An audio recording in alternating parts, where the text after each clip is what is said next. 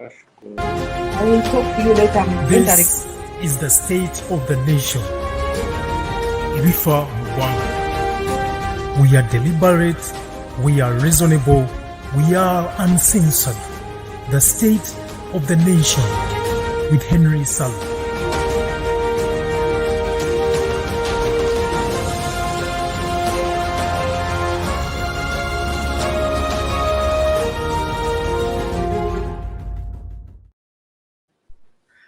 It is August, Sunday 15th, 2021. Welcome to the State of the Nation. My name is Henry SSALI. Before we start, we wish to acknowledge this land on which the University of Toronto African Alumni Association operates. For thousands of years, it has been the traditional land of the Huron-Wendat, the Seneca, and the Mississaugas of the Credit. Today, this meeting place is still home to many indigenous people from across the Turtle Island. And we are grateful to have the opportunity to work on this land. Again, my name is Henry SSALI. This is the State of the Nation. Today we have in studio, we do have two important voices joining us to engage in this discussion. Dr. Lina Zedriga is here with us. Yes, good morning, good evening. As well as my colleague, Julius Mitala Muzukulu wa Muswangali. I'm going to start with Dr. Lina. Welcome back to the State of the Nation. Pleasure to have you. Tell us what's going on in Kampala. Thank you so much. Uganda. Yeah, thank you so much, Sally, and my colleagues. I want to say I'm very honored. I don't take this for granted. I have just been on the road, but I am excited to be here and very energized. Uganda, well, there are lots of uncertainties, but of course, people always are very resilient. We are still moving on. We are still alive. We thank God for that. And today is the feast day of the Assumption. And Mary miraculously assumed, went into heaven, and I am a believer. So there are miracles also still happening, and she's watching over us. Thank you. Happy feast day of the Assumption. Yes, thank you.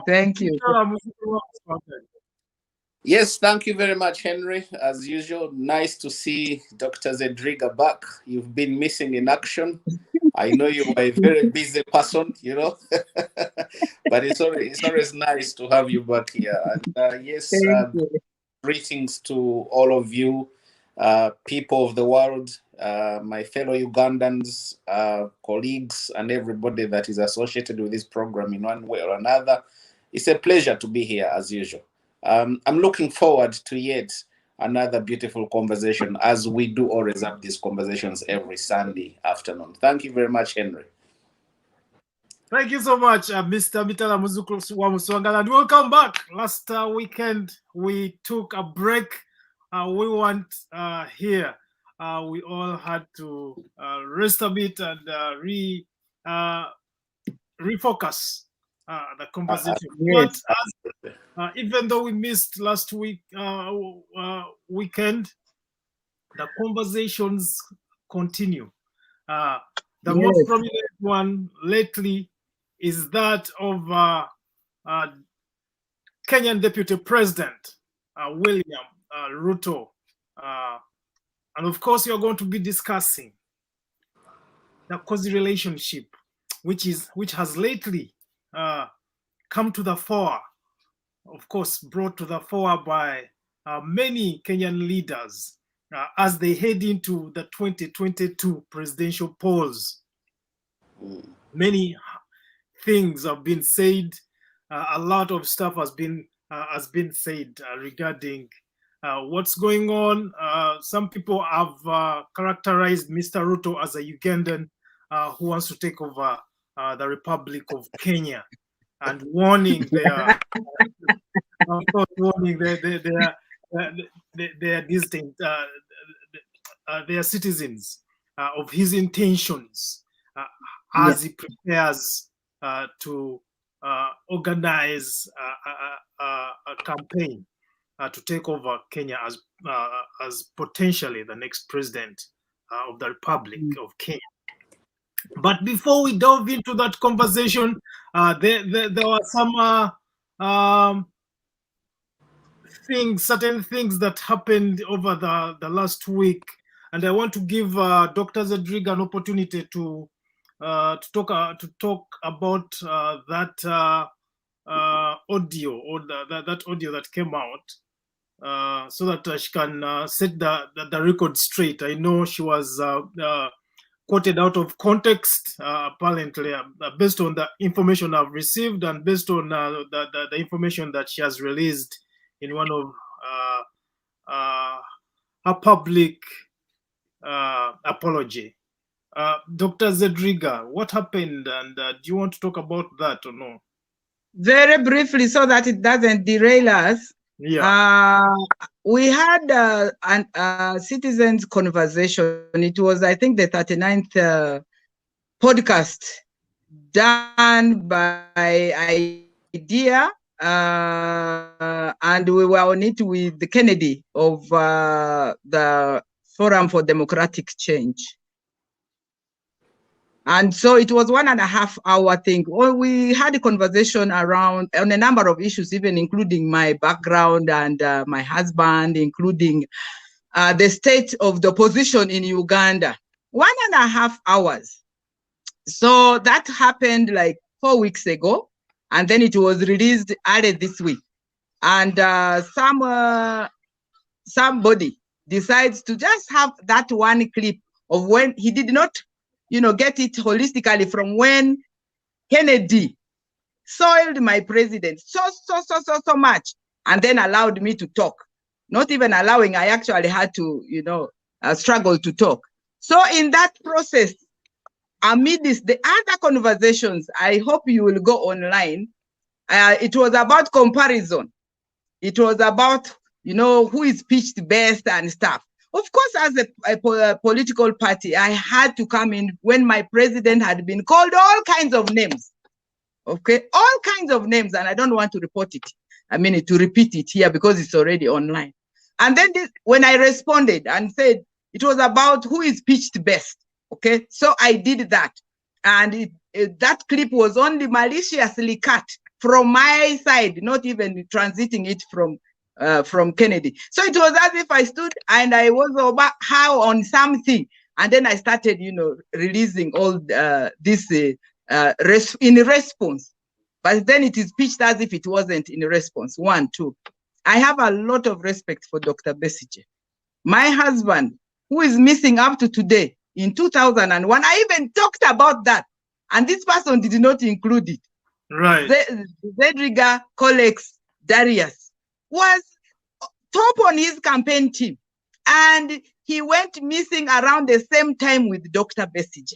Okay, until today he's still a missing person. If I was malicious or disrespectful, there are things that would have gone out, how I've struggled with the children and stuff, but I am not. And besides, his wife is my very good friend. I follow her a lot. That is Engineer Winnie Bianyima. So it was a response in context.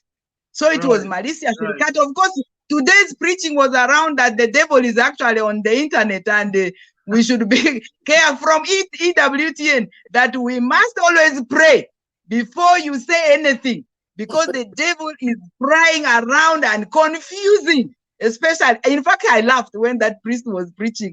So it is something, now portrayed as if I'm very disrespectful of a doctor and so on. So it is a total misrepresentation, and I really have put that apology for the good of our relationships, and we are all forces of change. And yeah, for the good of the struggle. He's my neighbor here. Yes. He's my neighbor here in Kasangati. So I have a lot of respect for Doctor, and I know him even beyond, the political party things. And so since 2000 and 2000. That's when I really knew him quite well. And a lot of the Forum for Democratic Change now, but then change reform agenda. He used to come to my house and would serve him. But of course, many things also went wrong. My husband is a missing person up to today. But I am not bitter. I am not. It was in response, but cut maliciously and out of context. And for that, I actually apologized that maybe I should not even have responded to this guy who was rattling over my president. Maybe. I think the most important thing. I think the most important thing is that you have mentioned everything. First of all, you said that you have a lot of respect for Dr. Bessie. A lot. Yes. And secondly, you made a public apology, something that is very. I did, and from my heart. I did it deliberately today so that Mother Mary is my witness. Exactly. I could have done it yesterday, but I said no. Let me do it today.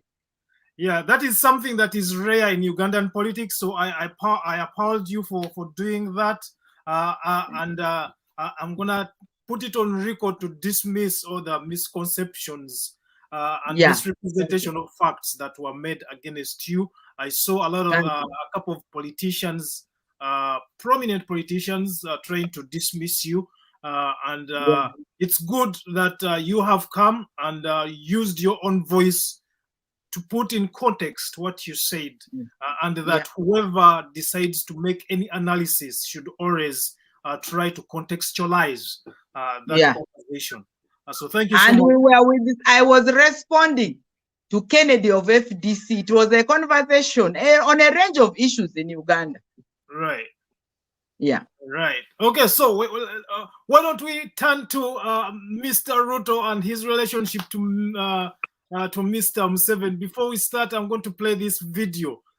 I think these are some of the inceptions of the relationship. Of course, I have a couple of videos to play, but let us first start with this one. It's a chilly morning in Kapchorwa town, but this did not deter residents from streaming to the municipal grounds to listen to the NRM presidential candidate Yoweri Kaguta Museveni, who was holding the second leg of campaign rallies in Sebei sub-region. The president arrived at the municipal grounds at about 2 p.m.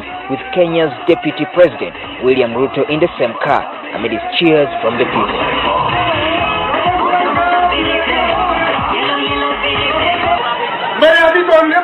He was welcomed by district leaders and later adorned with leaves to signify blessings by the elders who wished him good luck in the campaign. President Museveni then invited Ruto to address the people.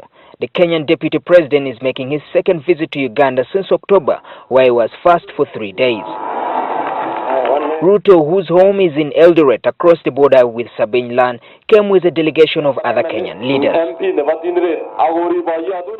Ruto, who spoke the same dialect with the Sebei, then took the campaign podium and urged the voters here to stick with President Yoweri Museveni because he's the one who would guarantee their future and social advancement. Mi gore ne kimiyu negi gobi chap kogoge malaji bayanda ni asokotare tej owe gore negi omenye enyubare yu asigiwe kwa gore asokobi obayisye anyeitya oribelago agotege emengo. He then switched to English and repeated the same message, this time targeting the youth. The Kenyan Deputy President told the young people that they have a long future ahead and should not vote for someone who would ruin it. Young people must be at the forefront to vote for leadership that will guarantee peace and stability so that we can build our economy, expand opportunities for young people so that we can eliminate poverty and create jobs. Ironically, earlier when addressing a joint press conference with President Yoweri Museveni at Kapchorwa State Lodge, Ruto said he had not come to campaign for President Yoweri Museveni. I think President Museveni has been campaigning in Uganda for a very long time. And he has sufficient experience. And he has sufficient knowledge. I do not think he requires the support of Kenyans to campaign for him to be elected by the people of Uganda. So I think we better focus on the things that are important. The decision as to who is elected in Uganda is for the people of Uganda to decide. Therefore, when Deputy President Ruto comes here, he is supporting the ideology of the NRM, which is nationalism in Uganda and Pan-Africanism in Africa. Addressing his first campaign rally in Kapchorwa, President Museveni listed his government's achievements and pledged. All right. Why don't we start with that conversation? That was a campaign, the 2015 campaign, of course, when Ruto came and publicly campaigned for Mr. Museveni, even though he was trying to distance himself from the campaign itself. Of course, we all see that he campaigned for him. He could speak the language in Sebei. I wonder what your thoughts are towards what people in Kenya have intimated about Mr. Ruto's intentions and closeness to Mr. Museveni. What are your thoughts about that clip that we just played from NTV? Dr. Zedriga, why don't we start with you, and then, of course, Mitala will come in later. Yes, I don't know the timing, how many minutes we have each, but of course, that time, 2015, for some reason, by the way, that campaign found me physically in Kapchorwa. Oh. I was running a project for stakeholders on children in contact with the law in Kapchorwa. So it is so vivid to me. And you remember also that time I was a candidate for the parliamentary elections. It was, and he has continued, by the way. He has continued. Recently, he was here in our neighborhood and saying Museveni is a very good mentor. And when you read the language, it's he's a very good mentor, and people here are very blessed and lucky. Of course, that is invoking an allegiance. It is an invitation of showing his commitment and also seeking his support, seeking his support. Yes, seeking his support, because this is a political confession box, if I may call it like that. It's where, yes, and if it's like a field, a football field, it is now the season for the premiers and so on and so forth. So if it's a football game, he has shown that he is the cheerleader.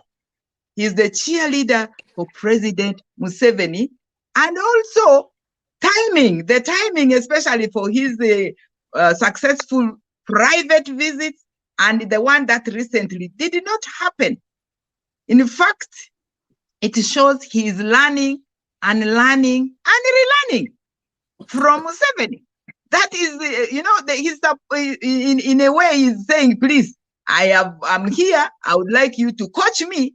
I would like you to mentor me. I would like you to support me. I would like you to escort me. You are my mentor.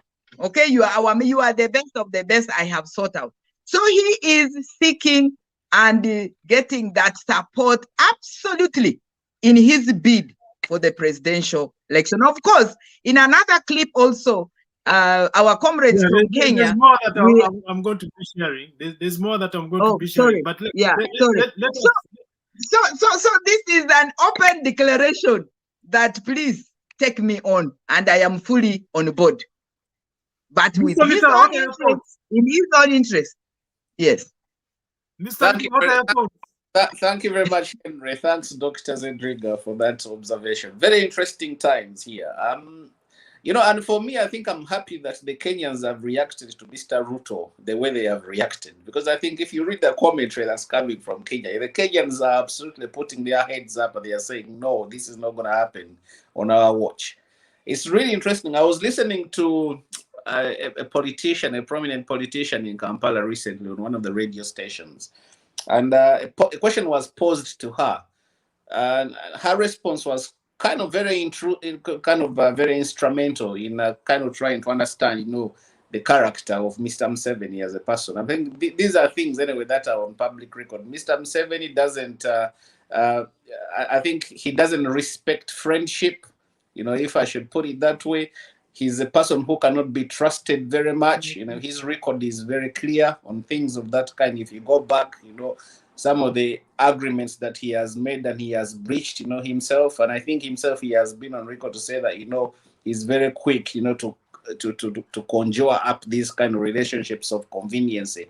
I do feel sorry for Mr. Ruto because I think he's likely to find himself, isolated and in a deep end. And that's not to forget that he already has quite a lot of problems that are running in the background. For your information, the case against him at the ICC has never gone away.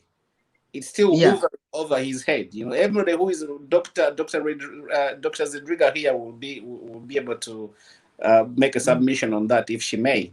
That case, he was not acquitted.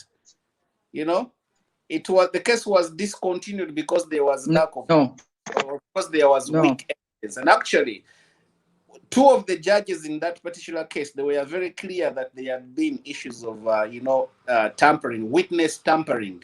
And although the case was considered to be weak, the judges felt that it was not appropriate at that time to go for a verdict of acquittal that would have made Mr. Ruto completely free of any allegations of involvement in the sorts of things that were raised at the ICC. So that is still hovering over his head. And if you look around, the environment in which Mr. Ruto is operating, we've got Bashir in Sudan. Mr. Museveni himself is not very secure.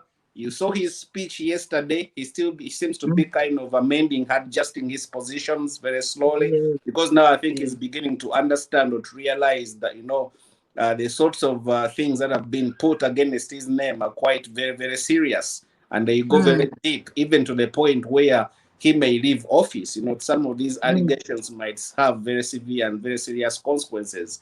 But to be precise, I think Mr. Ruto is put himself in a very difficult situation. I think he's going to lose legitimacy in his own home country, because I believe that the Kenyans will never be able to accept. And Mr. Museveni is not a person to be looked up as a model for democracy and democratic government, to be honest. I think his style of government is not one that can be respected, in the region. Kenya politics has, by and large, been kind of a higher standard, than our politics. They're a little bit more politically mature, and you can see the sorts of reaction that are coming from there. The people are they are appalled. They cannot believe that a person of the stature of the deputy president can lower himself, to that standard. But I think something that's more bigger than that is, there's a clear interference with the elections in another country, and that is something that is really, really, really serious. In America, Trump spent the entirety of his administration, the 4 years he was president. He spent all the 4 years fighting, trying to fend off that allegation that was continuously pumped against him, that he was helped by the Russians to come in government. Now, is this how Mr. Ruto would like his campaign to be run? I don't know, but it's interesting. There's going to be more conversation around this subject. I think it's very interesting. But bottom line is that I am happy that the Kenyans have come up very clearly, and they have said, or they have given the impression that they are not impressed. And because they are looking at Mr. Museveni as not their model that can be, translated into their own, elective politics. And I think that is kind of very interesting for me. Of course, when you see someone who is alleged to be a dictator, someone who is alleged to be torturing his people, and also administering blatant killings, like similar to one that happened on 18th and 19th of November 2020, when you see citizens of another country crying and struggling so hard to dislodge a president who has been governing over them for over 3 decades. You do not want to associate with a person like that. But Ruto might tell you that I only went to Uganda to inspire trade and integration, as you can see in this video. But I'll see what you have to say about this. Trade is one of the activities that will drive relations and politics between countries, says Deputy President William Ruto. Speaking in Kampala during a meeting with members of the private sector in Uganda, the Deputy President challenged his fellow leaders to work progressively and consistently to establish a 5-member trading bloc to facilitate the region's economy. When we talk about EAC, we are looking at 6 countries, 170 million people, a GDP of about $165 billion. The Deputy President also noted that with challenges of youth unemployment and poverty, leaders should work towards improving cross-border commerce. Every business person and entrepreneur must be pushing where the numbers are. We need to be pushing to EAC, to TFTA, and eventually to the Africa Continental Free Trade Area. That is where we must go. Ruto also held talks with President Yoweri Museveni, where he focused on trade between Kenya and Uganda, as well as integration issues in East Africa. The leaders appreciated the fact that there was need to create a more favorable environment to enhance commerce between 2 countries.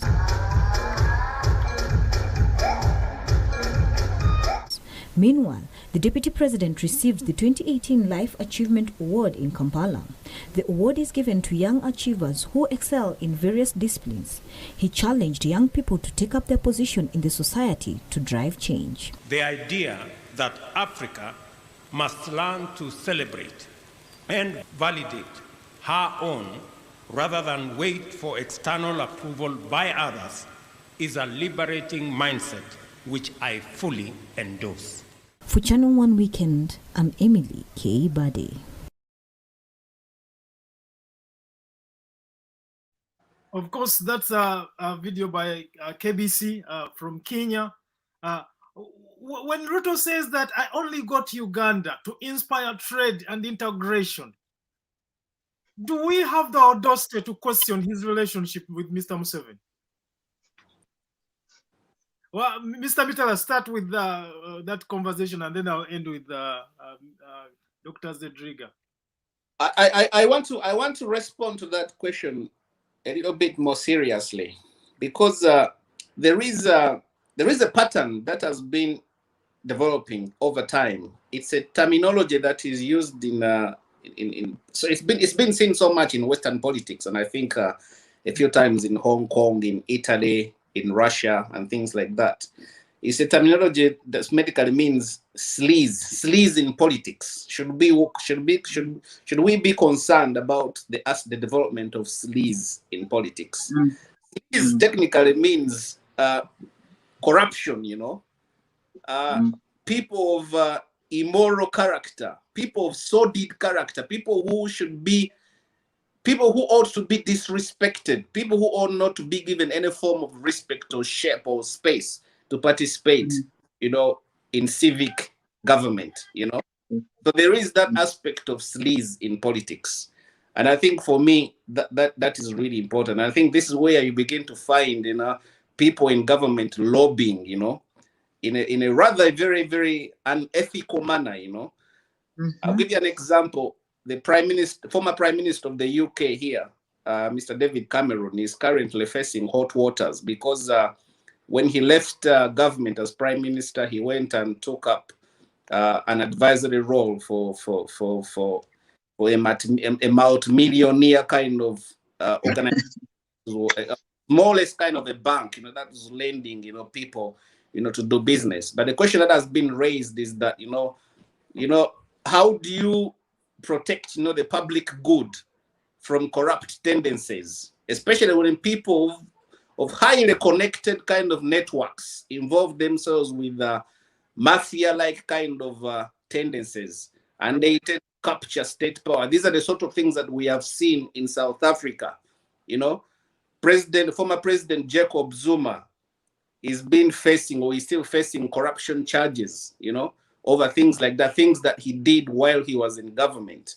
And for me here, I sense a trend that Mr. Ruto is going into there. You know, that sleaze in politics, you know, corruption, embezzlement, stealing of public funds, and so many. I mean, read about Mr. Ruto. He's involved in lots of shoddy kind of business arrangements in Kenya.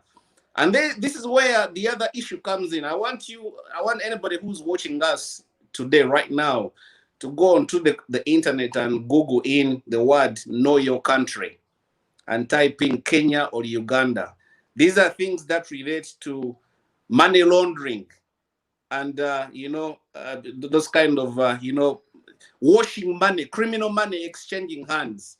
Right. Obviously, if you look at Uganda, and I've got the website up here, Uganda is currently listed as it's coming up as and I want to read this for you so that I can be very, very clear on that. According to the financial, what is it called? I wrote it down here. It's the Financial Action Task Force. This an international organization that monitors aspects and incidences of money laundering. It's identifying Uganda as having very serious anti-money laundering deficiency kind of problems. There are structural issues that need to be done in Uganda, you know, to secure and to make sure that the risk of, you know, money laundering that is associated with Uganda is taken care of. Kenya is not on the deficiency list, whereas Uganda is on the deficiency list. Now, another key thing that's coming into play here, Mr. Ruto is being accused, and you can read all the press, you know, the Kenyan press is a little bit more robust. They are not scared of saying things because they like our journalists in Kampala who are under the squeeze. The Kenyan journalists are kind of more free to say things that are critical of their leaders.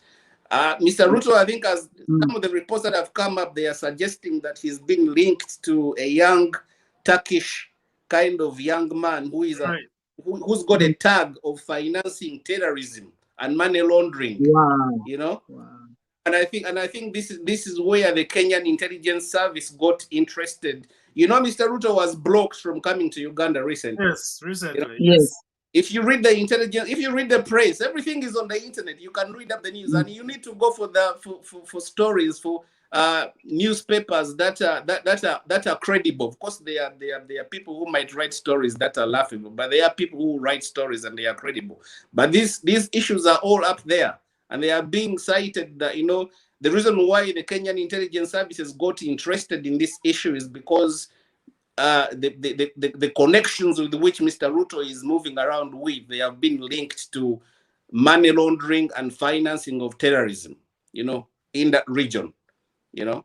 So obviously, whereas Kenya is not on the list, is not identified by the Financial Action Task Group as having deficiencies in money laundering, Uganda is identified as having serious deficiencies. So the connection is not very difficult for anybody to make there. Where would it be easy for criminals to operate? It's possibly going to be more likely to happen in Uganda. And I'm not surprised that these sorts of things are turning out the way they are turning. But I think as a country, we need to be very careful with these sorts of things because they are damaging our reputation so badly. Right. They are damaging our reputation as a country so badly, you know.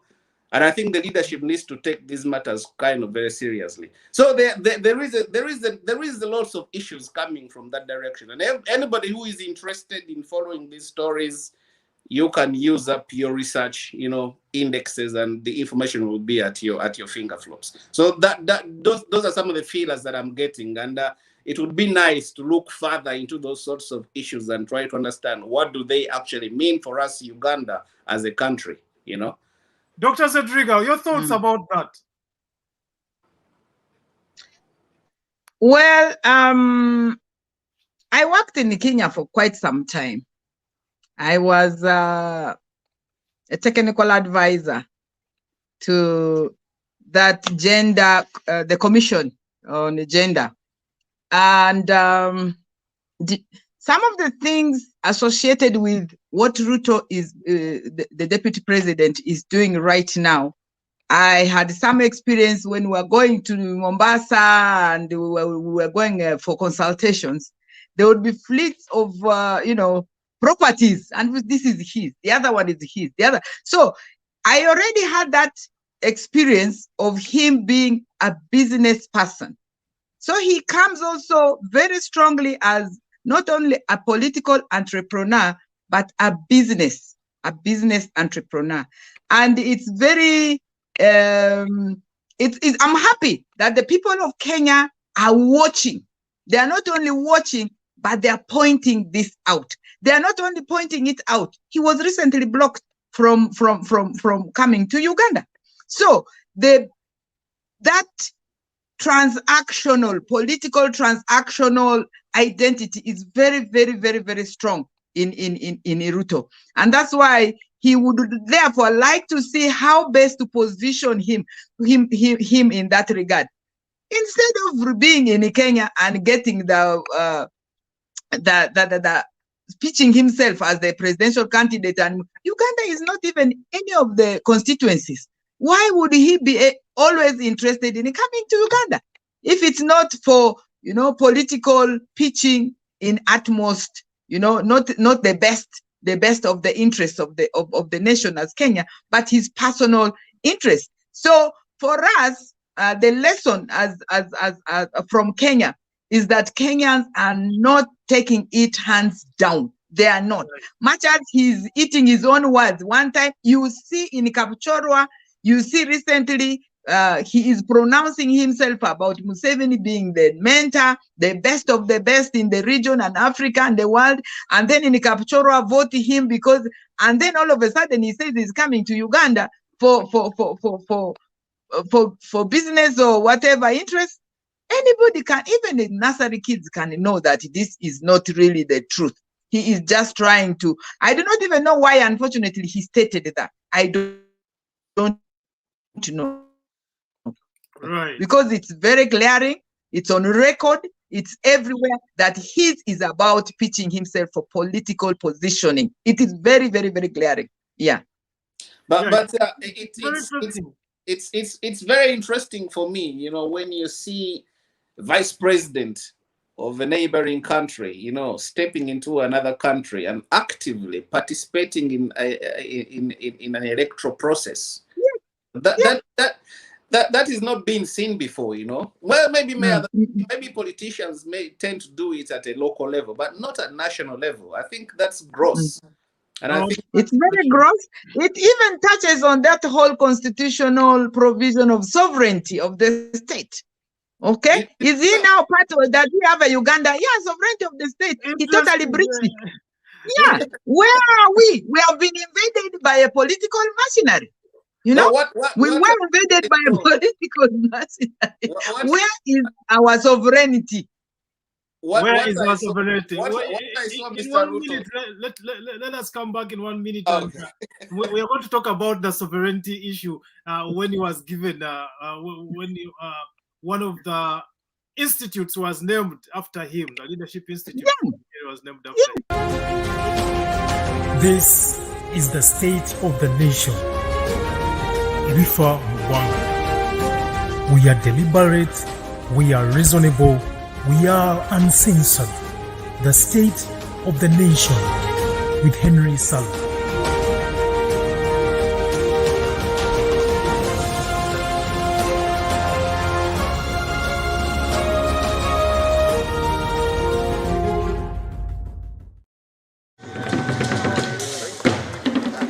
Kenya's Deputy President William Ruto today unveiled a plaque on the site where the institute will be built. He was accompanied by Frank Tumwebaze, the newly appointed Minister for Gender, Labour and Social Development.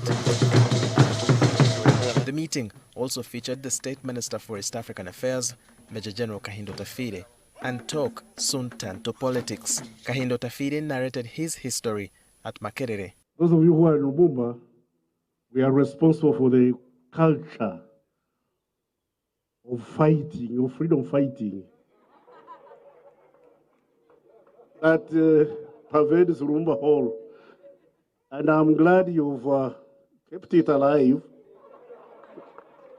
albeit with a bit of confusion. For us, we were very clear about what we wanted. At that time, we didn't have any other means of changing government except armed struggle. Right now, we have means of changing government by the ballot box. That's why I would like to invite colleague politicians, instead of demonstrating in town, going to disturb market vendors, come to the university and engage in debate. The institute is planned to draw on the core strength of the diversity of disciplines and experiences to develop and refine leadership and development in Africa. We have, got stuck with these anachronistic ideas of sovereignty. Your Excellency, allow me to tell you that sovereignty in poverty is poverty of sovereignty. On his part, Ruto says the institute will collaborate with similar institutions in Africa to deepen the understanding of Africa in all its complexity and evolve common perspectives on global issues. Indigenous knowledge and innovations that are appropriate to local communities must take precedence over copy and paste imports. Ruto says the idea of a united East African community is an asset due to its shared values like bargaining power. We need to think of how we are going to use scale to be able to bargain better for ourselves. I'm looking forward to the day when we will have a coalition between Jubilee and NRM to create East Africa's largest political party that will drive the integration of our sub-region. However, the site at which this initiative has been launched had previously been offered to former Kenyan President Mwai Kibaki for construction of a library in 2015. The Vice-Chancellor, Barnabas Nawangwe, explained the matter. There has been a little bit of breakdown of communication between ourselves and the office of the third president of Kenya. But that is not fatal because we still have land at Makerere. The construction of the William Ruto Leadership Institute here at Makerere University is expected to start in January 2020. As of today, President Yoweri Museveni has pledged $100,000, approximately 360 million Uganda shillings. Walter Mwesije, NTV, Makerere. Right. Dr. Zedriga will be joining us shortly. But your thoughts, Mr. Mitala Muzukuru wa Mswangali. Should we be excited about the William Ruto Leadership Institute? Is that the man that we should be looking up to for leadership as Ugandans? You know, as a person who is interested in studying and information and research and things like that, I think those sorts of initiatives, they've got value to them. You know, if you take it at face value, they've got some sorts of value. I mean, you go to Uganda and there is an absence. There's a clear absence of spaces where people can be able to go and enrich themselves. You know, in terms of libraries, public facilities, and things like that. And I was at Makerere University for a couple of years as an undergraduate law student. And I remember my experiences there, how difficult it was, you know, to even be able to go to the main library to look up some, you know, academic kind of literature for you to prepare, you know, for your lectures and stuff like that. So there is a value to that, and I wouldn't really dismiss it. But I think, you know, where all this thing is coming from, where the anxiety is coming from is that what really lies behind these initiatives, how genuine are the people behind them, that we can be able to trust that what they are providing it, you know, for the public good, you know. I think the question is not really about the issue is not really questioning the institute in itself or the initiative of an leadership institute in itself. The issue is in the role or the name that we have chosen to name that so-called leadership institution. You see, but also, I want you to piggyback on the comments that he made regarding Jubilee and NRM coming together to create the strongest and biggest political party in East Africa. So when you talk about intentions, piggyback on those. Yeah, absolutely. You know, I've heard one of the speakers in that clip. He was talking about sovereignty and poverty and sovereignty. Very interesting subject. But I want to return to the issue that I raised earlier about this whole idea of sleaze in politics and how these politicians, people who are highly powerful, connected, how they are clicking up together, you know, to take advantage of the state, capture the state for their own benefit, other than for the benefit of the public good. Because that's that's really the gist of the matter, you know. You know, these people they have cultivated a culture of inequality and exclusion, you know, where if you do not belong in that clique, and actually it's interesting because when Ruto was blocked from coming to Uganda, one of the things that he said it in rather in a sad way, that, you know, children of the rich are stopping others from accessing the benefits of the state. I really did not understand in what context he was saying that. Because, I mean, look around and see, you know, where the level of inequality and exclusion that these guys are promoted while they have occupied public office is alarming. Is insane, you know. It's absolutely insane, you know. You talk about things like you know, that clique, that mentality has promoted military dictatorships. Yeah, they have eroded democratic practice, you know. They have cultivated an environment of, you know, absolute impoverization of the masses, you know.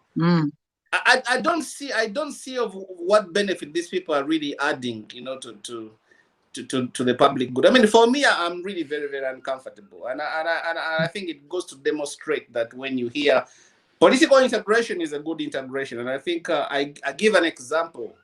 There are so many markets, you know, that have been able to benefit from the aspect of integration. The European Union here. I'm a very ardent advocate of the European Union, even though Britain has now left the EU, but there were clear benefits of it. But I think one of the key areas where Europe was able to see benefit was that aspect of creating a kind of free economy where people were able to move goods and services from one country to another, the prosperity that it brought on Europe. So there is obviously a case to be made for the integration of East Africans and Africans as a whole. Nobody really, in their sober mind, would question that. But I do question the notions of political integration, especially in the East African context, where the person on the ground has not been explained how that political integration is going to help them. Someone who cannot even procure a passport for themselves. Because either they cannot afford it or they have no use for it. When you talk about political integration to a landlord in Chanamkaka who has never owned a passport, but who is likely to lose their land to a rich guy who is coming in from either Kenya or Tanzania or Rwanda to buy him or her of their land. Because of the benefits of political integration, and sadly, actually, that is probably what Mr. Ruto represents. Because I mean, a very quick look up on who the man is in terms of his business empire and, you know, sort of activities there. He's been accused of being a land grabber in Kenya. You know, he acquired public property without going through the due process. You know, and I think there was a time when actually Kenyans came up in arms and they said, you know, this guy was being given like a free access to public land without any contestations whatsoever. So they are those problems. And when you hear Mr. Ruto making reference to the fact that he wants this grand idea of the national resistance movement aligning itself with the, I think what he has in mind is the Jubilee alliance that brought him into the position of the vice presidency in the first place. I think that's what he's looking at. Maybe then we would have an enterprise where we have Mr. Museveni as president and then Mr. Ruto as the vice president, and that clique of very corrupt people who have been at the helm of government for years and years while they are creating havoc for the rest of the mankind. And I think there is very serious anxiety about that. But let's hear from Dr. Zedriga. Dr. Zedriga, your thoughts about that? And yes, thank you.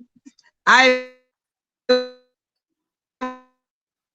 went off a bit, we have issues, so I went off a bit. But what I got when I returned, actually the network went off when Otafaya was speaking about him being the author and the team, and it was because now those kind of blatant, it. Sometimes even I'm like, really, should we be talking about some of these things? Anyway, we really have to interrogate these things. We really have to.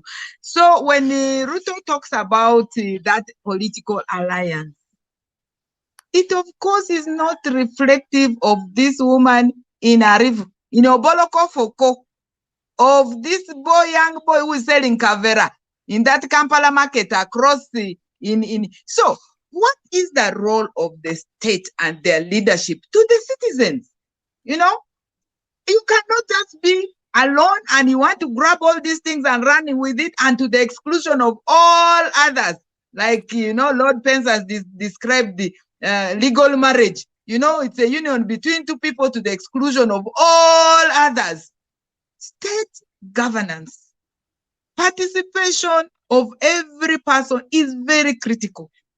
Look at the state of our service delivery, if there's any service delivery at all.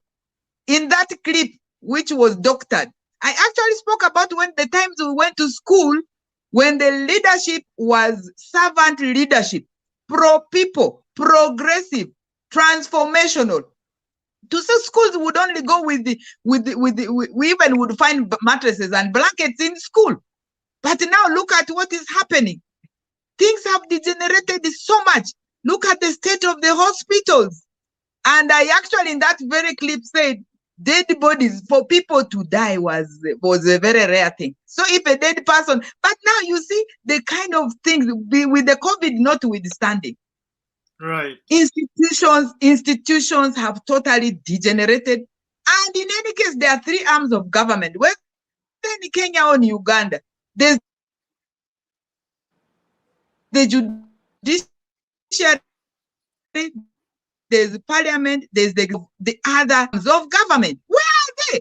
Where are they in all this conversation? Where are their voices? What is their position? And what is the authority? What is the authority? What is his authority of crossing around, and what is it? Where's the legal framework in all these things? Did it go through parliament? Has it gone through? So everything, I totally agree with my colleague that the exclusion is real, the impoverishment is real, and they seem not even to care a bit about whatever is happening, so long as they are comfortable. The transactional politics, the exclusive politics.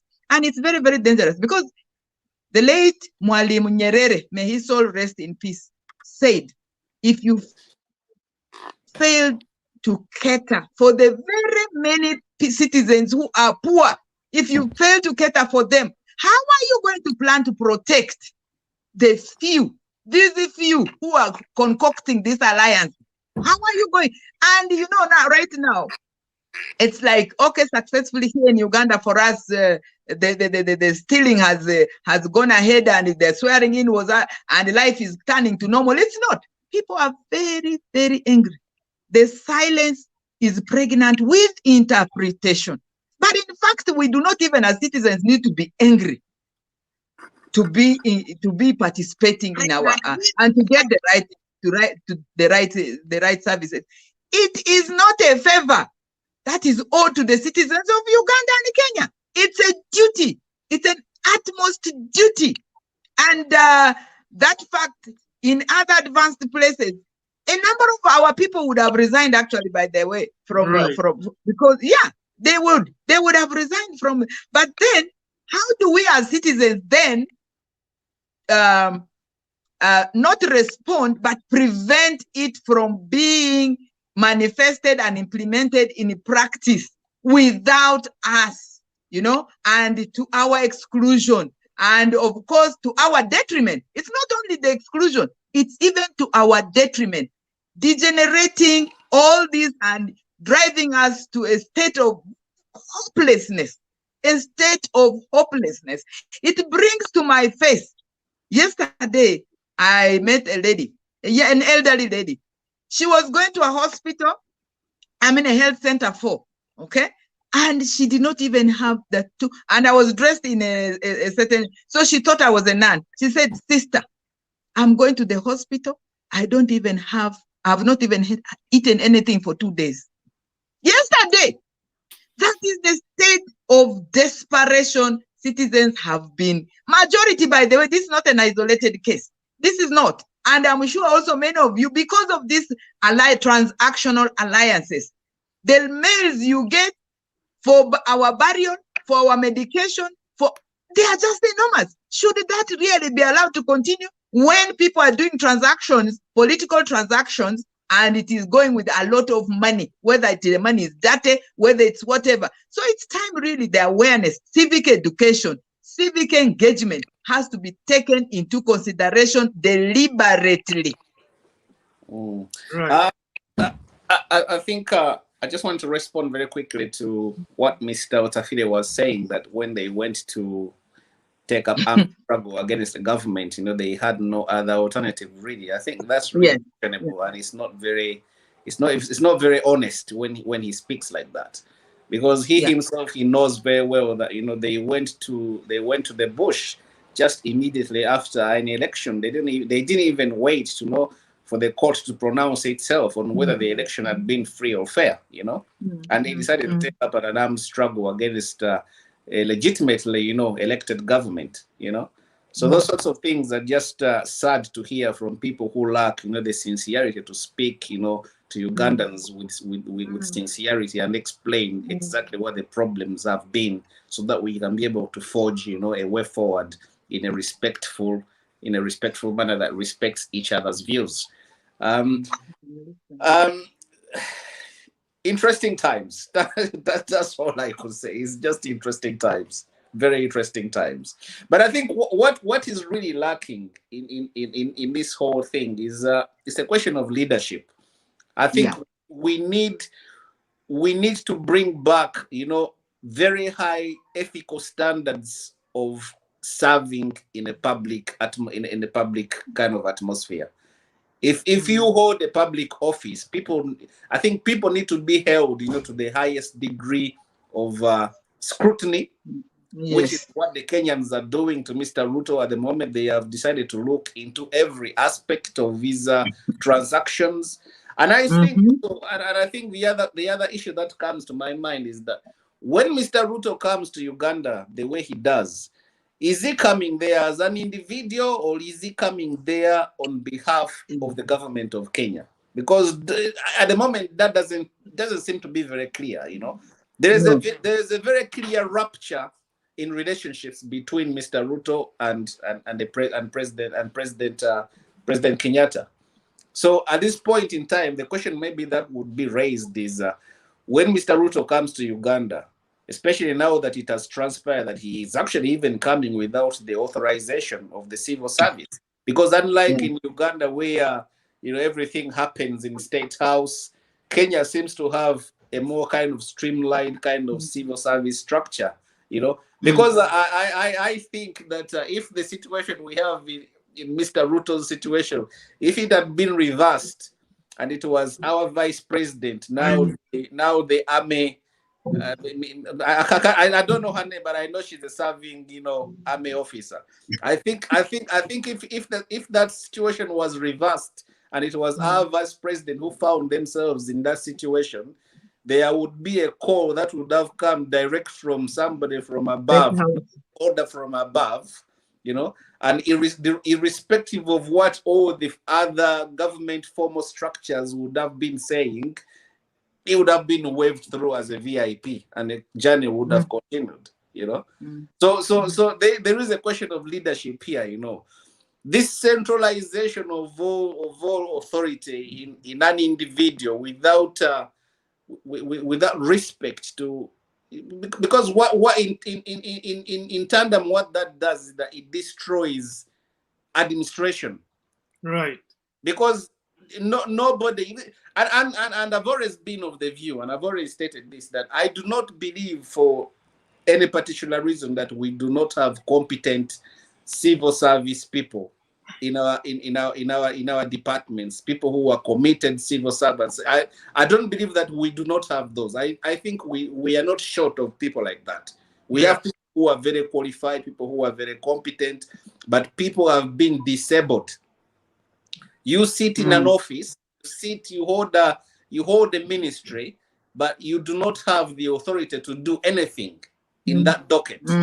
Because the power actually does belong to a clique of people somewhere who make the decision, you know, without going through the due process, without going through the lawful mechanisms. And this is what is making government and administration so difficult. It's what's making people so frustrated, you know, because it would be, imagine yourself if you are the CEO of a government parastatal, you know, you've got a mandate, the parastatal has got a mandate to carry out certain functions, you know, for the benefit of the people, and then your powers, your authority, they get, you know, they get watered down by a call from above. What are you left with in that kind of situation? So for me, so me, there's that question of leadership, and I think I want to say, at the risk of appearing to repeat myself over something that I've said here again and again, that until Uganda resolves the question of leadership, we are going to be at that junction for so many years, and we shall continue making this, we shall continue having these beautiful conversations, we shall continue to say all the sorts of things that we say, but until the question of leadership and respect for public service has been restored into our systems, then we don't seem to be making any headway at the moment. That is the way I see things in perspective altogether. And that's why we have the vice president for NUP here, because we want to put all these conversations to her as the leaders that we are looking at right now. We hope that they will be able to do the right things when they eventually become the presiding officers of Uganda, or the Republic of Uganda, for that matter.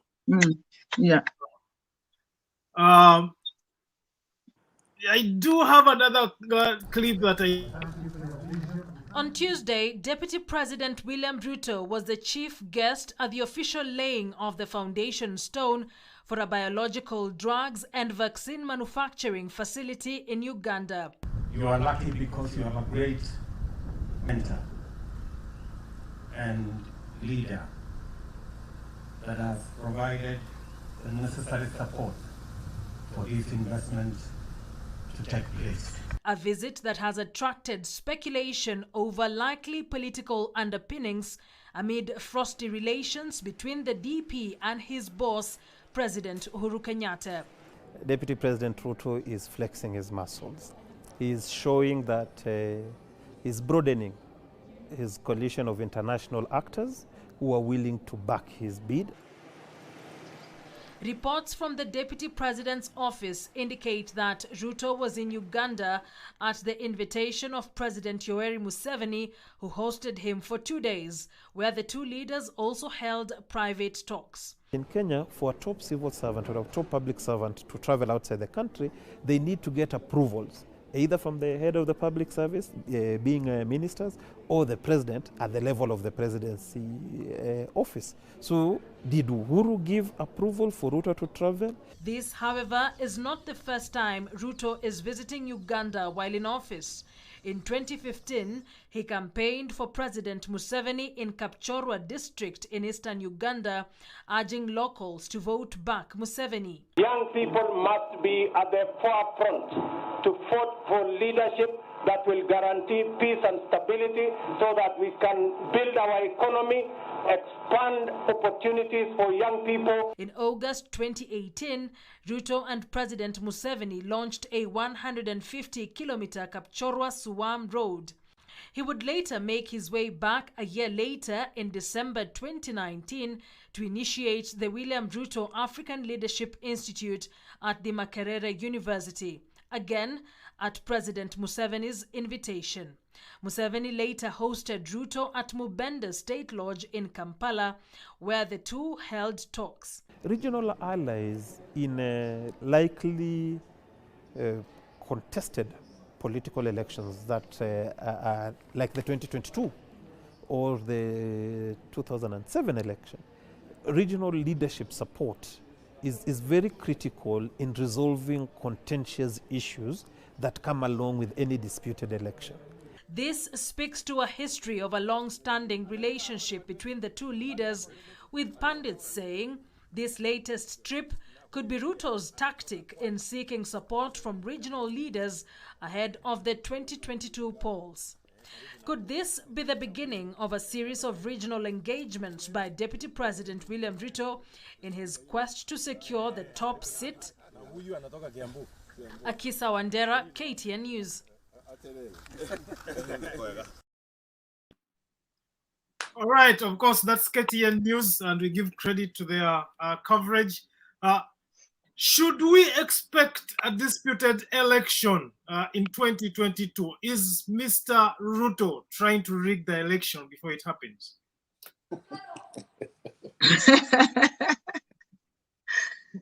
Well, yes, thank you, Sally. That was interesting to watch.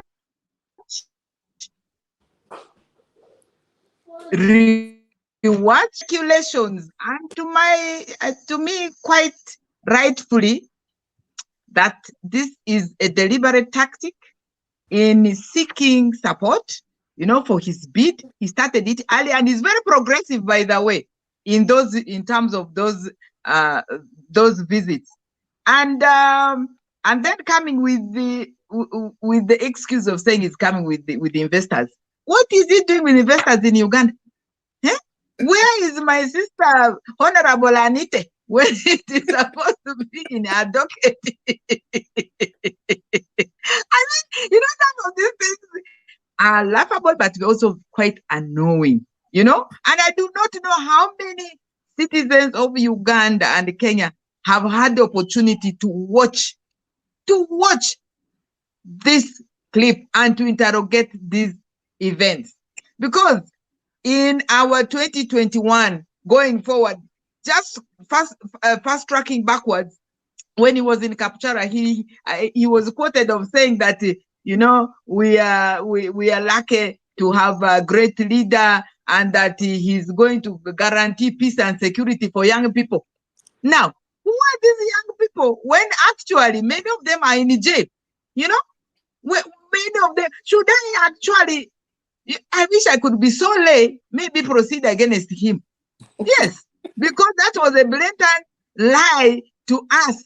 First of all, his coming was unconstitutional, totally. And then he speaks about peace and security when I am keeping a number of young people whose young parents were thrown in the river. They were killed. Others, you don't even have the graves. How can he do that? So, and of course, we know the prisons are so full. The mass graves, they maim the people. Shabana Tikus, yesterday, but on Friday, I had a team that came to in solidarity with the children. They have been visiting a number of these homes and the graves and the Ritas. Rita was 22 years old. So Ruto has come, like, I don't know, I want to refrain from using my organic language on this, because sincerely, that is guaranteeing what? security for who? For the young people and the employment, and where we see the unemployment levels so high. Shouldn't we really hold Ruto very accountable to his, for that? Anyway, before we even think about it, what was he first of all do? I do not think he's coming to Kapchorwa or coming here has anything to do with the citizens or the good of the citizens of Uganda or Kenya at all. To me, he came specifically to pitch himself for support. It's a very selfish, glaringly selfish visit. Series of those visits have nothing to do with the welfare or with the employment of the youth or even the people or good of Uganda. It has nothing to do with that. That is blank. So how do we proceed then?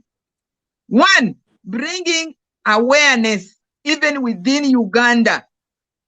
Building allies. We must interest ourselves with those Kenyans who are very awake. So because now it has spilled to us, we need to make sure that we do not hold these conversations, but we must continue to pitch ourselves, to interest ourselves in terms of, how he is dragging. He's dragging that even further. So it's very important we form those alliances with the Kenyans in terms of information, in terms of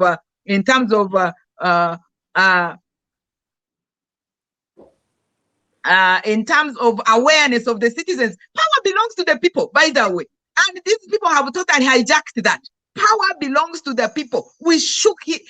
During the elections, you saw what people power means. Now, let the people of Kenya and the people of Uganda unite, come together, and we raise our voices in this. Power belongs to the people.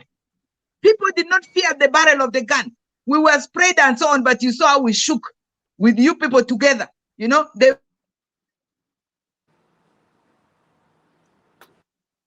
Right. Mr. Mitala Muzukuru wa Muswagali, your thoughts on that. Why has Mr. Ruto become the default presiding officer of every important initiative that is being unveiled in Uganda? Is he realizing his dream of bringing together Jubilee and NRM, or is he just rigging the election ahead of time? I think Mr. Ruto is a very troubled man. That's what I would start with. There is apparently there is a pact that was undertaken between him and Mr. Kenyatta at I think in the first term that Mr. Kenyatta ran, and apparently there was an agreement that he would support Mr. Kenyatta through the presidency, through Mr. Kenyatta's 2 terms, and at the end of Mr. Kenyatta's 2 terms, then Mr. Kenyatta would back him for his turn. Kind of similar with the sorts of stories we've heard about our own queue in waiting. We've had quite a number of people who have been in the queue waiting. They are Mama and Babazis, they so and so. There's so many of them. Every one of them who has been waiting in the queue, they are probably almost dead now. If they are not dead, they have been sacked and they are sitting somewhere lamenting. So there is that pact. That allegedly was. We don't know how true it is, but if there is one, there is that issue that needs to be looked at. Has there been promises that have been broken? Probably yes, probably not. And obviously, I already have hinted, and I think everybody has already known that there is a rupture of relationships between Mr. Ruto and Mr. Kenyatta. So their relationship is not the very best. I was reading an article yesterday where somebody has actually painted a picture of a marriage, on rocks, where the husband and the wife are going their separate ways, but in between there is a third person. And I think the third person in this context is Mr. Odinga, Raila Odinga. Right. So obviously, Mr. Ruto is rattled, as his name suggests. He's under pressure. He thinks the tide doesn't seem to be riding in his favor, and therefore he's trying to do everything that he could possibly do in order to be able to preserve his chances of possibly succeeding Mr. Kenyatta. How he's going to be able to do that, especially seeing the kind of forces that he's generating back home in his own country, from even members within his own political networks who would naturally be the people who would be, he would, if I were him, these are the people I would really be talking to. You know, there's no point talking to Mr. Museveni at this point in time, because I highly doubt that Mr. Museveni can be able to influence Kenyan politics. I don't think he's talking to Mr. Museveni because he expects him to influence Kenyan politics, but I think his mindset is building some kind of a scenario where the election happens and he's defeated by very few votes, and then he disputes the election, and they go to some sort of regional consultation. Who should be the leader? This is what my claims are. So who is going to be in that room really matters. And when Mr. Ruto, I think, allies with Mr. Museveni, he expects that when they are sitting in that room at the end of the conversation, the main voice will be that Mr. Ruto won the election, and Mr. Museveni will try to make a strong case for him.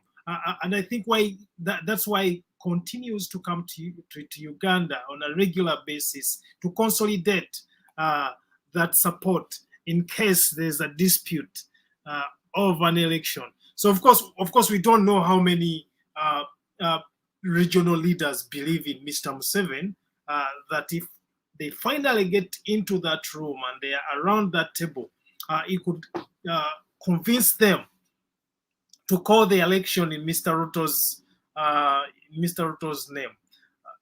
I think that's the reason why he's trying to ally closely with Mr. Museveni. I could be wrong, but it's something to think about. I don't know what your thoughts are. I am very, very uncomfortable with that kind of suggestion, because I think the election in any country is an election for the citizens of the country, and if there is a dispute, the issue must be, adjudicated in the country's own courts. And I think Kenyan courts have been they have kind of laid a precedent. I think within our area, within our region, the Kenyan Supreme Court, I think the Kenyan High Court was only the court that was able to cancel an election in which both Mr. Ruto and Mr. Kenyatta participated, and they declared that election null and void, and they sent the people back to the ballots. And I think all of us should be very uncomfortable with that suggestion. But you have to understand that Kenya is one country that has been very consultative. It consults regionally and also internationally. It has the credibility to actually engage these conversations. But we also cannot forget the situation in Gambia. Remember what happened in the last elections in Gambia. That election was not resolved by the people of Gambia. It was at the end of the day, even though it was called by the people of Gambia, it was reinstated by the regional actors. And I think that's the kind of scenario that Mr. Ruto is envisioning at the moment. Again, like I said, I could be completely wrong, but I wouldn't completely rule it out. I hope, and I'm being very sincere here, that I hope that we do not arrive at such a situation. because if we arrive at such a situation where the elections, be it in Kenya, in Tanzania, in South Sudan, or even in Rwanda, Burundi, even in Congo, that the elections, if there's an electoral dispute, and that dispute is going to be resolved by Mr. Museveni, I really hope that we do not arrive at that point, because I think it will be disastrous, for that would be disastrous indeed. Welcome back, Dr. Zedriga, and I'm sorry that you keep breaking off. Yeah, my network is so bad, so it is frustrating, but it's not the first time it happens. Yeah. Hopefully, when you become the next vice president of Uganda, we shall have a better absolutely clear network. Before you bring no back sabotage. Before you bring back Dr. Zedriga in this conversation, I've read somewhere where somebody has said that actually Mr. Ruto lacks tact. And also the other thing that has been said is that he's been disrespectful of his president. Because he positions himself when he goes on these trips, you see him speaking as if the final decision rests with him, but the final decision does not rest with him. Right. Because the curse. Have you heard about the curse of the vice president? Yes. I know. The curse of the vice president, Yes. So Mr. Ruto also suffers from that. He's got the curse of the president walking around with him. Because he might put on a show. He might talk eloquently. He might be able to do all these things, which kind of reflect maybe nicely on him, maybe for his own personal feel-good factor. But at the end of the day, the person who really has executive authority is the president. Right. And I think Mr. Ruto needs to understand that, when he goes on these adventures that he goes to, if he's not going there to represent the president of Kenya, then in what capacity is he there? That's the question I asked earlier, that when Mr. Ruto goes to these adventures that he goes on to, who is he representing there? Is he taking his own personal interests there, or is he carrying the interests of the people of Kenya with him? Because that's kind of distorted at the moment. And this is where it intersects, with the political sleaze that I talked about earlier, where you got people in leadership, people in government, aligning themselves with business interests and financial interests, and they are going, and it's corruption. At its best, it's corruption. This is corruption. Yeah. And it should be called out for what it is. And I think Mr. Ruto has found a place where he's possibly comfortable to do things of the kind, because it's the way of business in Uganda. The president has always kept a blind eye when his network of politically corrupt people have been pointed out to him. He's kept a blind eye. Even at the expense of the institutions he has instigated to be able to investigate this kind of unhealthy practices. We have people who are currently serving as cabinet ministers whose character, I don't want to mention names here because obviously for obvious reasons I wouldn't be able to name, but we have people who are serving in government. Dr. Lina, they are recorded. Learn from my experience.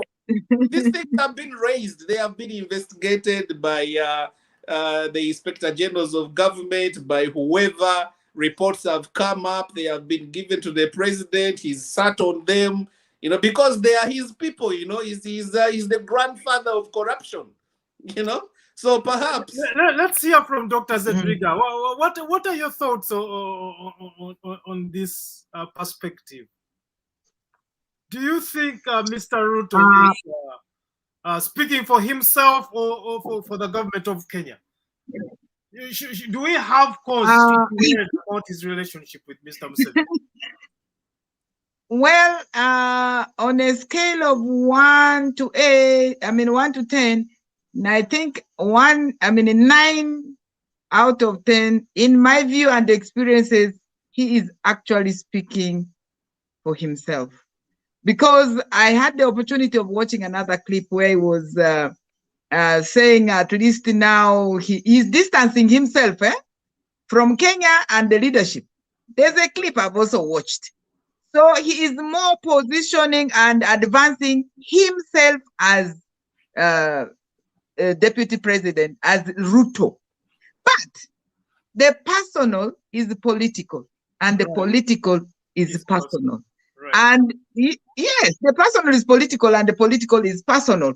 Right. So, in so pitching himself as Ruto and his interests as Ruto, he is also looking and eyeing the office of the presidency.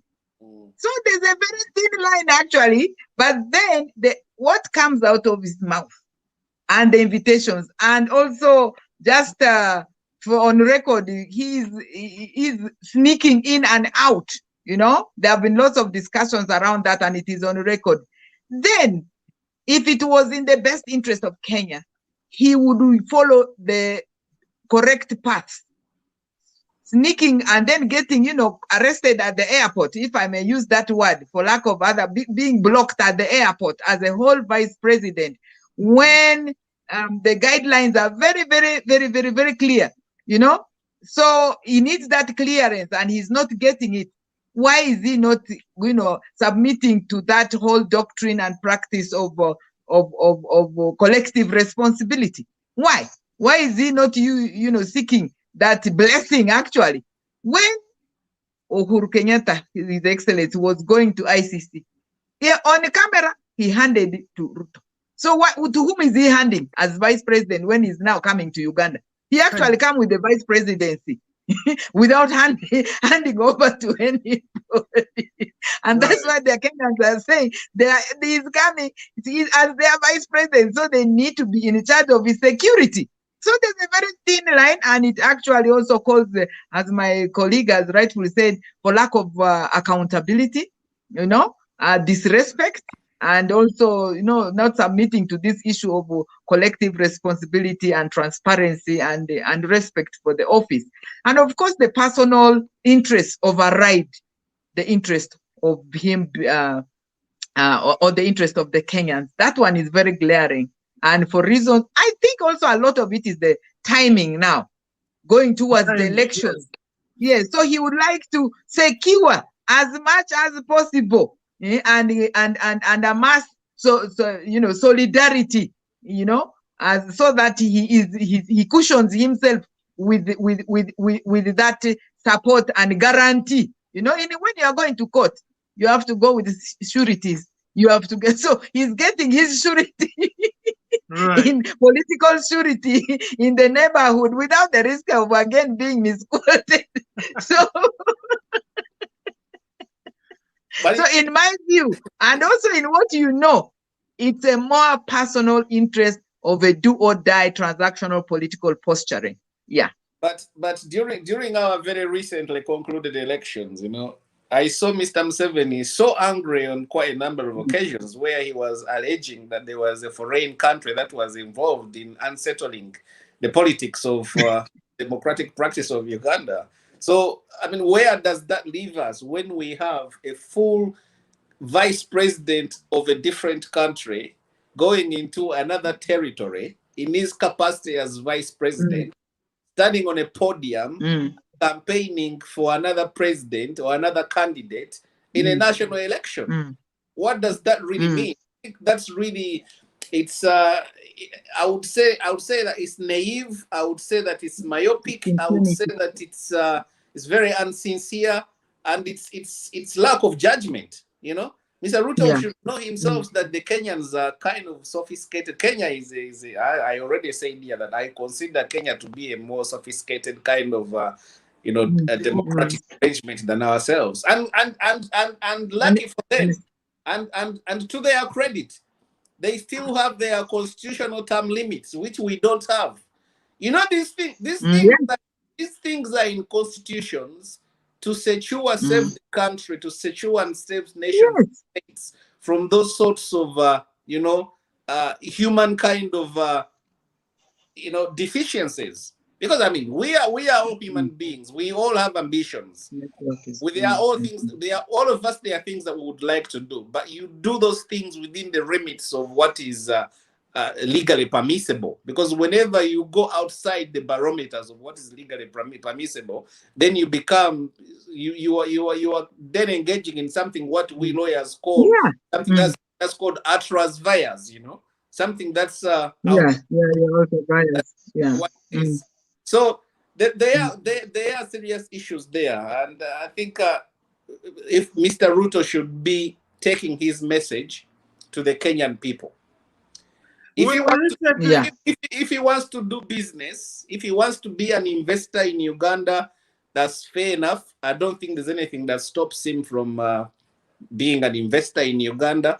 The only problem is that I've again read, just before we came on air, I was going through combing some information, and in his own words, he agrees that he's been a frontman for a certain bank, for a certain businessman who wanted to do business in Kampala, and therefore he was a frontman.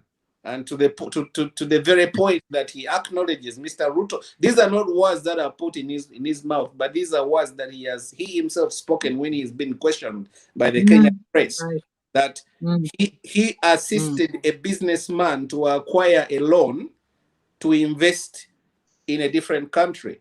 And this is where the Kenyans are asking, does it Kenya having their deputy chief executive, touting business for another country when even Kenya has got the same needs? That's kind of contradictory, really, Right.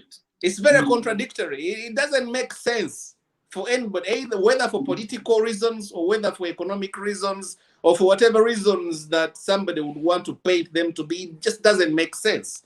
For me, this is why I'm asking that when Mr. Ruto is doing all the things that he's doing, who is he representing? Is he representing the people of Kenya, or is he representing himself? Because if he's representing himself, that needs to be clear and needs to be clearly cut out that he's doing business as Mr. Ruto, who is entitled as a human being to run and own businesses, and therefore there's no problem with that. But if he's carrying the weight of the vice president of Kenya to do whatever he's doing, then that's fundamentally flawed and it's wrong and it should be rejected completely, period. And all these questions have been on the minds of many Kenyan politicians, as indicated in this video. Particular aborted trip, the Orange Democratic Movement Party wants the Deputy President William Ruto to come clear over his relationship with Ugandan President Yoweri Museveni and an alleged Turkish investor.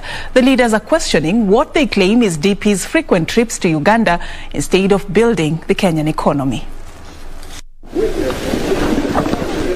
The leadership of the Orange Democratic Movement in Parliament claims the Deputy President William Ruto aborted trip to Uganda was a sympathy-seeking circus. Speaking at Parliament buildings, the ODM MPs claimed they were suspicious of the DP's relationship with Uganda.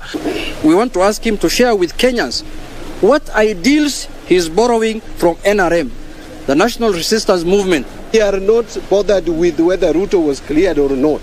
We are bothered with his relationship with Uganda, and we are bothered with what he's going to do in Uganda.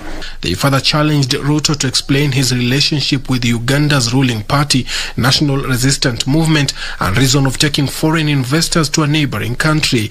And he has been telling us that bottom up. I want to bring bottom up here. I want to bring investors here. I want to do youth employment. I want to alleviate problems of the youth, and you are taking the investors who are supposed to employ Kenyans here to Uganda. If you are the deputy president of a country, how on earth would you claim to be taking investors to another nation, to another state? That is completely a sign of lack of patriotism. However, Kapseret MP Oscar Sudi, who was to join the DP in the trip, said that the mission was for benchmarking. Tumeenda benchmarking kwa chama Museveni kama mara 3. Na kuna kazi tunaendelesha huko. Sisi tunataka tujenge chama kama ile ilikuwa ya Jubilee, lakini kwa style zingine tofauti. Saa hizi wanasema ati mimi kufaa yellow I'm associated with the flag of Uganda, or UDA is associated with the flag of Uganda. This was a private visit to Uganda, and I want to believe that the Deputy President was not using resources from the government. He was using his own personal resources. Sudi defended Harun Aydin, the Turkish investor branded a terrorist, saying he is an investor who has interest in the horticulture industry. Wao ni wanabiashara wakubwa wa kubadilisha mambo kama maneno ya avocado na hizi vitu zingine zote mnaona tunajaribu kubadilisha. Suleiman Yeri, Prime Edition. Right. Of course, that was from KBC. another Kenyan channel. They are alluding to some of the allegations you're talking about, Mr. Mitala, because the so-called Turkish investor who is also labeled a terrorist. Your thoughts on that, Mr. Mitala? I kind of missed because my phone was a bit cracking up. I missed that asking, but I've seen the clip there, and you know, obviously that's exactly what I was talking about previously in my previous you know, statement. That it kind of raises quite very serious issues when you have the deputy chief executive of an organization who is running behind it to go and do business with another company. I think that's a conflict of interest, and I think Kenyans are right in their mind to question those kind of things. But I think for me, and I did mention here that if you look at the website of that organization that I referenced earlier, Financial Anti-Money Laundering Action Group, FAA or something like that. Both countries, you can look at both countries and see for yourself. You know, they on one hand, Uganda is citing serious deficiencies in its anti-money laundering processes. These include areas like lack of proper administrative structures, law enforcement, you know, the running of financial intelligence and things like that. Measures that are supposed to be in place to be able to identify money laundering kind of practices at an earlier stage. The other thing here, I think, where Uganda is being highlighted as having a problem is the ability to carry out due diligence on people who want to do trade in the country. So those are some of the things that possibly create, you know, an environment in which the likes of Ruto and group feel that they can possibly be much more accommodated, or maybe they can go under the radar undetected. Quite not easy to detect them. Whereas if they did something of the same kind, maybe it would be up to so much scrutiny within Kenya, you know, because it's really questionable, you know, as somebody in the position of where Mr. Ruto is, he's got access to intelligence. He's got access to so many, you know, things that would enable him to make, you know, informed decisions, to enable him, you know, come to the right judgment of situations. You know, if you're dealing with a person who is being alleged to be a financier of terrorism and financial crimes, you know, and there are so many things that go around that tag, you know, I think as the vice president of the country, you'd be worried. In so many other countries, suspicion of foul play for a person of Mr. Ruto's caliber would possibly indicate, you know, total dismantling his political career. Right. That he's not being careful when he's dealing with such very sensitive issues that he knows are capable of derailing his political career and his presidential ambition. I think for me, it indicates a man who lacks judgment, and maybe for that matter, he is not possibly the right person even to put himself forward as the president of the country, you know? Because we've got to learn from examples. The reason why we study history, or not even history, the reason why you use information is to be able to weigh up, you know, and come to the right conclusions. There has been lots of noise that has been made around people like Jacob Zuma, and how he got trapped into these political sleaze, you know, into that cocoons of networks of mafias, corrupt, you know, sordid people who are capturing states, you know, for their self-enrichment and the enrichment of their families at the expense of the public good, you know. Well, we've seen, you know, former presidents in Hong Kong and their sons, you know, their daughters or their relations being convicted for crimes related to financial impropriety, you know, while they are in office.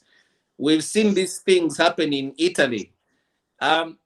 come back to the continent, back home. I think there's a son of a president. Currently he's the I think it's Sassou Nguesso or something like that. But he's a son of a president and he's a vice president, and he's been named, for being involved in money laundering kind of schemes. Now, doesn't really Ruto care about his reputation, and how does he think he's going to be able to come up as a credible candidate for presidency when those kind of things are tagging around his back? I think for me that's a sign of lack of judgment, it's a sign of lack of tact, and for that matter, I think maybe he should carefully consider whether he's actually the right person to be putting himself forward to run for the presidency of the country. Dr. Zedriga, do you think Mr. Ruto has poor judgment, or is he just a strategic politician?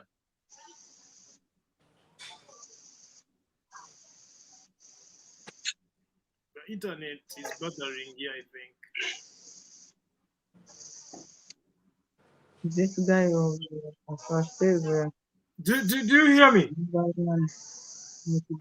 Dr. Zedriga, do you hear me? Disaster, and yet it is.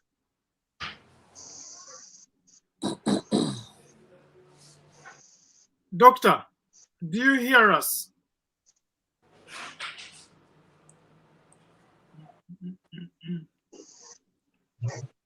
Dr. Zedriga, do you hear us?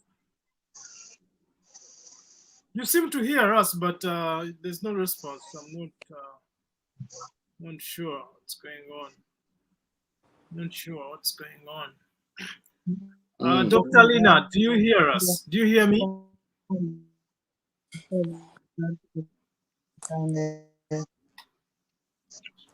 Dr. Zedriga is distracted by a meeting. Yeah. So I guess you're gonna have to answer that question again. This is interesting. So you're saying that he has poor judgment. In my opinion, I think that's a classic show. Yeah. So some people think that he's just a strategic politician. I don't know how to navigate that conversation.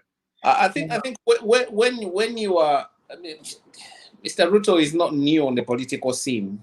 I think he's been there for close to 10 years now, isn't it? He's just 10 years? Yeah. 10 well, years actually, much more than that. I mean, yeah, much more than that. He was Secretary General of the Kenya African National Independence Party before it collapsed. So he's a man who is very knowledgeable. He knows lots of things. I mean, you cannot discredit the man for having an ambition. That's perfectly legit. I wouldn't really beat him for having an ambition. And I think when you do listen to him, he comes across like a man who is very knowledgeable. He's calm. Maybe he can be able to, nurture those kind of. He's a brilliant man. There's no doubt about that. And maybe for that matter, it's natural for him to be able to nurture those kind of relations, which are very vital. Actually, expanding your networks in terms of putting yourself in a strategic position if you want to go somewhere.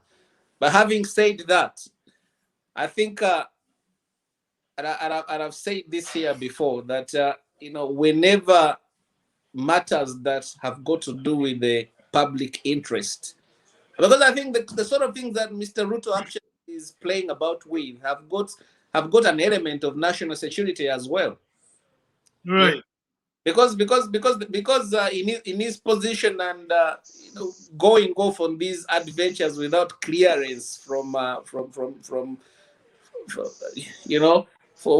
the people who are supposed to give him clearance, it comes to question. Really, it's got to be questionable. Right. I mean, let's break it down in simple terms. Suppose you wanted to take leave of absence from your workplace.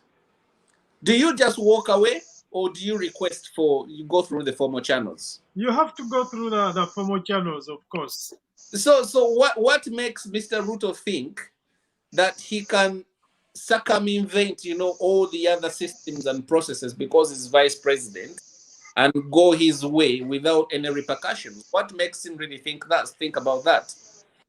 Because one of the things that we have been crying about. Even hand over. One of the things we've been crying about. And you hand over. This lack of institutions that can outlive individuals. The reason why you have a civil service is that because those processes are supposed to be streamlined and they function in a particular way. Now, as vice president, he ought to know that. He really ought to know that. And I think this is why, for me, I agree with people who are saying that he's disrespectful of the president. And you cannot be disrespectful of the person who's got authority over you. So I think that is a mistake, and I think that's where I come to the conclusion that this is not it's not about being strategic, but it's about being naive and maybe lack of strategy.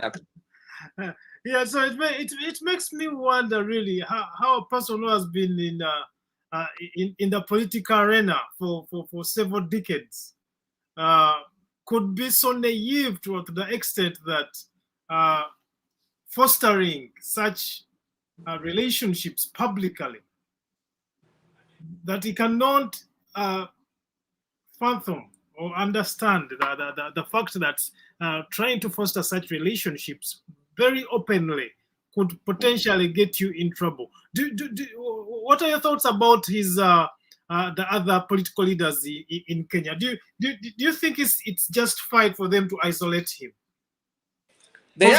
Recently, they had a leadership meeting with Mr. Ruto. No, not Mr. Ruto. With Mr. Kenyatta, Mr. Raila Odinga, and other political leaders. In which meeting he was not invited. Do you think it's reasonable? Is it justified for them to isolate him? I think in terms of political kind of negotiation. And of course, in that meeting, all other leaders agreed to endorse Mr. Raila Odinga for president. So I think one of the things that we need to understand is that the alliance that brought Mr. Kenyatta and Mr. Ruto into government was more kind of an alliance of convenience. It wasn't an alliance that came around because they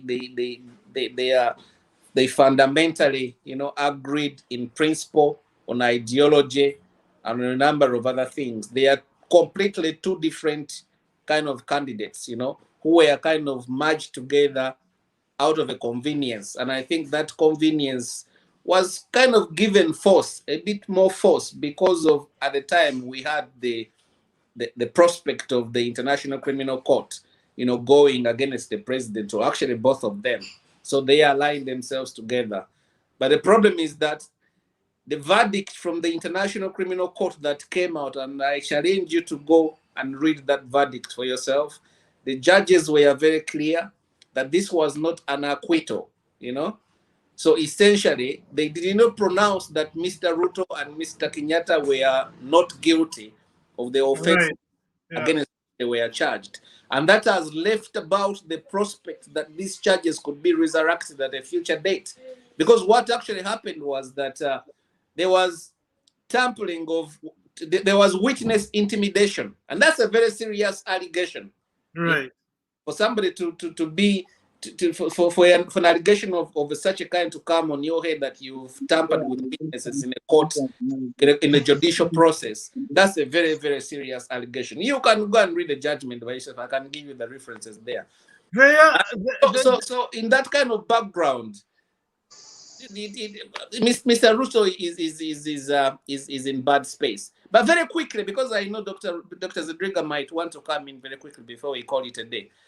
There is also the problem of the longevity of Mr. Museveni in the politics of East Africa, because the longer he stayed around, the more vulnerable and more exposed that he has become. Because people can read Mr. Museveni. People can be able to predict what possibly he's thinking about and what his next strategy is. You know? So all those kind of things, they are not working in the favor of Mr. Ruto at the moment. This is why I'm saying that he's exposed himself as a politically naive player, where he actually would have had an advantage, and I think that's likely to derail him. But I could be wrong. At the end of the day, today is not the same as tomorrow. The man might bounce back, and we might have Ruto as president in 2022. Who knows? Yeah. We shall be looking out for those results when they come. Dr. Zedriga, are you able to hear us now? Yes, these are the realities for us here in Uganda. Even I had to relocate somewhere under. You have to look for the network, even the router, you change it everywhere. But anyway, that notwithstanding, what really does this cosy relationship between Ruto and Museveni mean for Kenyans, and what should Ugandans learn from it? What should Kenyans learn from it? One, we need to be able to interrogate it. Thank you so much, Henry, for giving us this space that we are beginning to reflect on this, that actually our reality now goes beyond just the 2021 elections and stuff. Okay? So we need to be now more, all our antennas must be out. Two, building alliances, of course, with these like-minded people, and holding these conversations beyond the online, taking it civic education, civic participation, regional knowledge about what is happening, what should come, and is very critical. Power belongs to the people, but now we are powerless. So these are conversations and spaces and times when we need to continue to reinvigorate and implement that power belonging to the people. You saw it during the elections. So how do we then make sure that we link up with the teams from Kenya in terms of civic participation, education, information, and so on? Because if the two and beyond are linking, how about the people? Well, let's look at the East African community. This whole regional integration, the EU and so on. But in the interest of time, I'll remain the East African community. And we even had the international conference on the Great Lakes region. I have not within it heard about political integration. You know, all these are, you know, very, in my considered view, very personal, very selfish, you know, interest that Deputy President Ruto is advancing, and therefore our space as the citizens, and concerned citizens for regional peace and security, which he mentioned in Kapuchora. It's not a favor. It's not a crime for us to be participating in these conversations and holding it even across the borders, especially now with the online and communication, digital communications, and documenting these realities. Thank you, my colleague. Thank you so much, because you gave us very good insights in terms of what is there on the online, and of course the international community in terms of the ICC realities in context. We also need to be interesting. Yes, the ICC from 2006. We have Kenyans following this conversation. We have Kenyans following these conversations. What do you tell them to do right now as these conversations continue? One, document these realities and question, and continue to question. Two, we need, as Kenyans, the grassroots participation and people power in practice in all these realities is very, very, very critical, because we wouldn't want you to have even a tenth of what we have gone through and what we are going through as Ugandans here. Prevention is better than cure. Information is power, and sharing information is empowerment. So let us have our power and share in terms of empowering ourselves, the information, the realities, and we continue to be very resilient. That is what I can say. Thank you so much, Dr. Zedriga. Mitala Muzukulu wa Mswangali. As we wrap up in 2 minutes,